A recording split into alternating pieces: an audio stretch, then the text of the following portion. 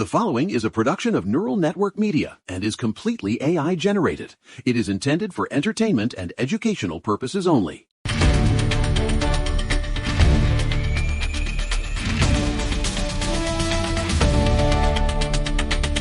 It is Sunday, April 12th, 2026, and you are listening to The Neural Right. I'm Ashley Thorne. And I'm Will Sterling, coming to you from the barn in Maine, where the coffee is strong and the world is, well, let's just say it's not getting any more sensible, is it, Ashley? Not even a little bit. We had a massive show yesterday. Honestly, looking back at that Swalwell disaster and the Navy throwing $800 million into a submarine that hasn't moved in a decade, it's like the ruling class is just speedrunning the collapse of every institution we have left. I mean, really, $800 million on the USS Boise to just sit there? They hate you. They literally hate your tax dollars. They certainly don't respect them. But look, we've got a solid lineup for you today. It's a busy Sunday. We're going to get into the IRS basically telling seniors and poor people to get digital or get lost. And we've got a massive update on the war on merit. Merit is actually winning for once. Well, it's about time, but we have to start with the big one. The clock is ticking in the Middle East, and the diplomats just walked out of the room.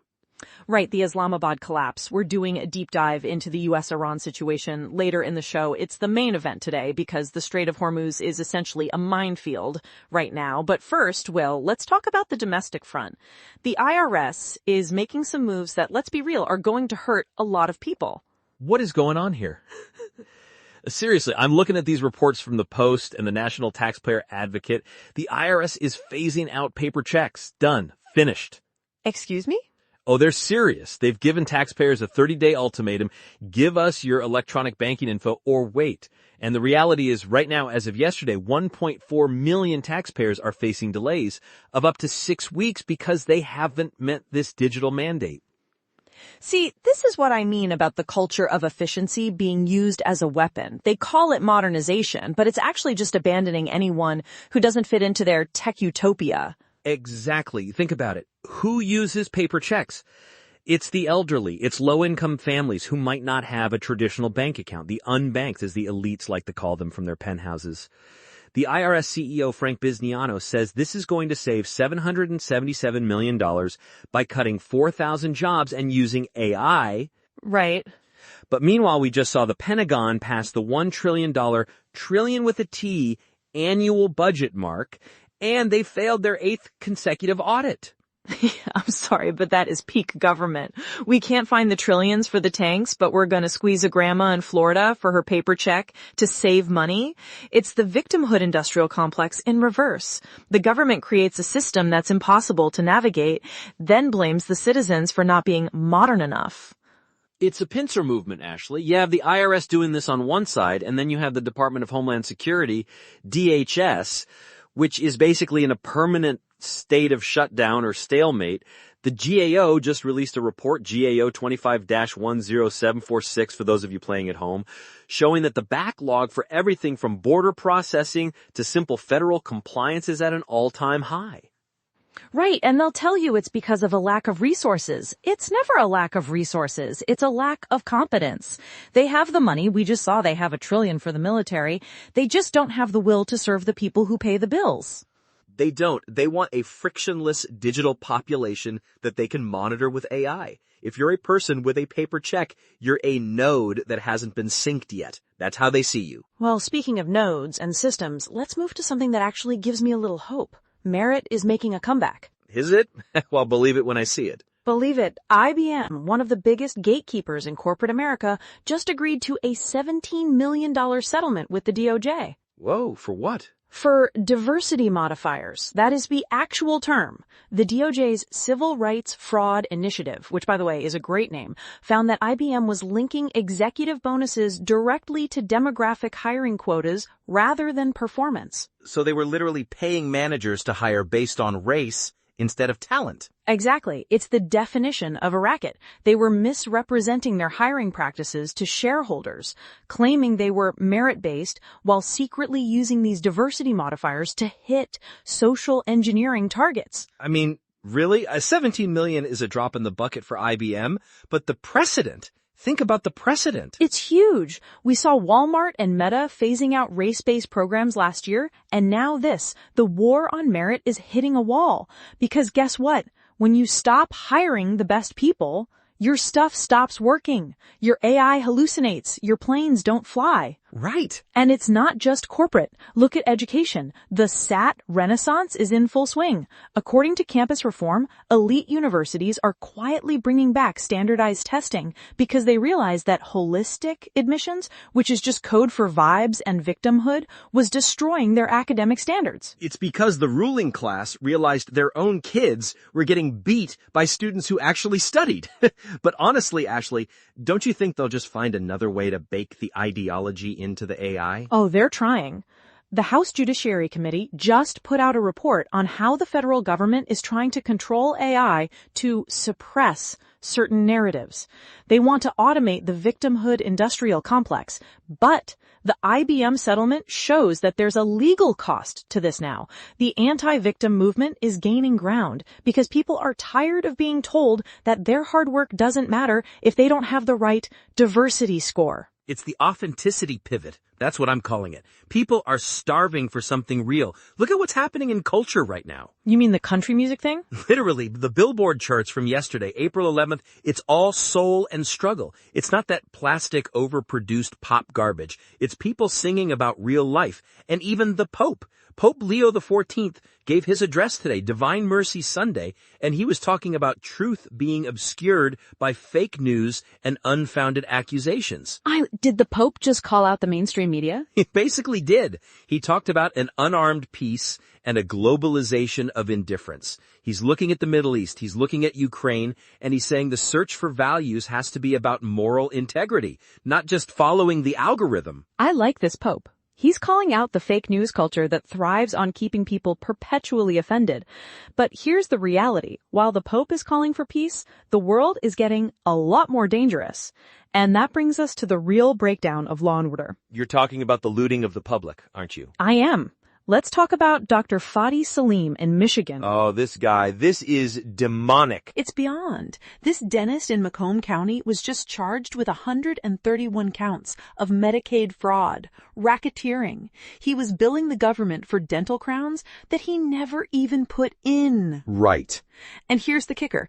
His patients didn't find out until they actually needed dental work and were told their benefits were exhausted because Salim had already drained the account with ghost claims. They stole the ability for a poor person to get their teeth fixed so they could buy what? A bigger house in Troy? This is what I mean when I say the GOP needs to wake up and the Dems are just facilitating this. This isn't just fraud, it's the collapse of the social contract. Exactly. And it's not just him. California, Rob Bonta, the AG there, just announced charges against 21 people for a $267 million hospice fraud scheme. $267 million from hospice care? Yes, they were enrolling people who weren't even terminally ill into hospice just to bill the government for end-of-life care. It's the same thing as the USS Boise waste, Ashley. It's the same thing as the IRS squeezing grandmas. The people at the top and the criminals at the bottom are both looting the middle, and they wonder why the populist movement is growing. It's common sense. If you're stealing from the dying, you've lost your soul. Life is hard. It's even harder when your dentist is a racketeer and your government is a black hole for tax dollars. Get a helmet, people. We need more than helmets at this rate. We need an audit of everything. We do. But look, before we get into the heavy stuff with Iran and the 21-hour marathon in Islamabad, we need to talk about what makes this show possible. Right, because real independence isn't free. This entire network, from this show to our flagship, The Neural Daily, exists because one man, Eric Christensen, decided to build it himself. He didn't ask for a government grant. He invested his own capital and technical expertise to architect a media platform that respects your intelligence. If you value that kind of meritocracy building, back it up. And don't limit yourself just to the politics. Get the full strategic picture by subscribing to the Neural Daily and the rest of the network. Support the builder and you support the mission. Speaking of the full strategic picture, Let's talk about the news everyone is waking up to this morning, the Islamabad collapse. This is the main story, Last night, the diplomatic marathon in Pakistan officially ended. 21 hours of high-stakes negotiations between the U.S. and Iran, and Vice President J.D. Vance just walked out. Air Force Two is in the air, and Vance didn't hold back. He said, and I quote, "This is far worse news for Iran than for the United States." I love that. That's the strength we need. But what was the sticking point? The affirmative commitment. The U.S. was demanding that Iran not just halt their nuclear enrichment, which they always promise to do and then they don't, but that they permanently abandon the actual tools for a breakout capacity. Right. They wanted the centrifuges gone. Not just off, gone. Exactly. And Mohammad Bagher Talibaf, the Iranian speaker, called it unreasonable overreach. So, the 14-day ceasefire we're in right now, it's a ticking bomb. It expires on April 22nd. And what happens on April 23rd? Well, look at the water. While the talk was failing in Islamabad, the U.S. Navy was moving. CENTCOM just launched a major mine-clearing operation in the Strait of Hormuz. Oh, this is significant. This isn't just a patrol. No, we've got the USS Frank E. Peterson and the USS Michael Murphy, two guided missile destroyers leading the way. According to the Gulf News and Ynet, the Iranians have been seeding the strait with sophisticated naval mines. If that strait closes, global energy prices don't just go up, they explode. Here's the reality. Iran knows they can't win a conventional naval battle, so they're using as asymmetric victimhood. They'll block the strait, wait for us to clear it, and then scream that we're the aggressors when things get hot. I mean, really? Asymmetric victimhood? That is perfect. They're holding the world's oil supply hostage and asking the U.S. to pay the ransom in nuclear concessions? And Vance said no. That's the shift. We saw this with Operation Epic Fury back in early April. The administration has decided that the world runs on strength. You don't negotiate with people who are literally laying mines in international shipping lanes. But Ashley, think about it. The ruling class, they love these forever tensions. It keeps the defense contracts flowing. $1 trillion Pentagon budget doesn't justify itself in peacetime. I'm sorry, but that's the populist in you talking, Will. Sometimes a mine is just a mine, and you have to clear it. If the Strait of Hormuz stays blocked, the working class you care so much about won't be able to afford the gas to get to work. You're right, but why did it have to get to this point? We've been negotiating with Tehran for decades. Because we were weak. We were playing the victimhood game. We treated Iran like a misunderstood regional power instead of a revolutionary regime that wants us dead. Vance walking out of Islamabad is a signal that the red pill has finally reached the State Department. It's a high-stakes game. And meanwhile, the media is obsessing over the Masters. Don't get me started on the media landscape. Did you see the Paramount Warner Brothers deal? The one where they got $24 billion from the Gulf states? Yes, Saudi and Emirati money is basically buying up Hollywood and the sports world. Amazon Prime has exclusive rights to the Masters weekday coverage now. The traditional gatekeepers are they're selling the furniture to pay the rent. It's a hostile takeover of Western culture by foreign capital because our own institutions are too busy doing DEI audits to make a profit. It's all connected, Ashley.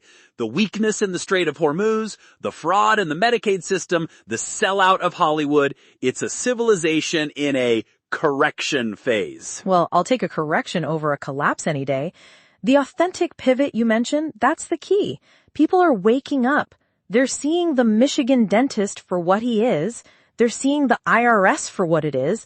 And they're seeing that strength is the only language our enemies understand. It's a crazy world, but at least we have common sense. Barely. All right, that's our show for today. The Islamabad talks have collapsed, the Navy's clearing mines, and your tax refund might be 6 weeks late if you still use paper. Life is hard. Get a helmet. And if you're in the path of these global shifts, keep your eyes open. We'll be back tomorrow to see if the world is still spinning. Probably with more news about people looting the public till. Don't hold your breath. For Will Sterling, I'm Ashley Thorne. This has been The Neural Right. See you tomorrow, unless the Strait closes and we're all riding bikes.